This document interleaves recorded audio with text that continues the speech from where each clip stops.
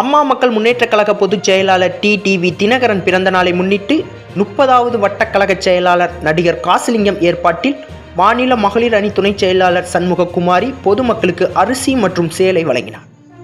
தூத்துக்குடியில் 30வது வட்ட அம்மா மக்கள் முன்னேற்றக் கழக சார்பில் வட்டச் செயலாளர் காசிலிங்கம் ஏற்பாட்டின் பேரில் அம்மா மக்கள் முன்னேற்றக் கழக பொதுச் செயலாளர் டிடிவி தினகரன் அவர்களின் பிறந்த நாளை முன்னிட்டு 100 பேருக்கு அரிசி சேலை வழங்கும் நிகழ்ச்சி டூவிபுரத்தில் நடைபெற்றது.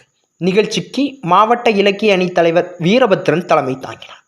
இதில் மாநில மகளிர் அணி துணை செயலாளர் சண்முககுமாரி கலந்து கொண்டு அரிசி மற்றும் சேலையை பொதுமக்களுக்கு வழங்கினார்.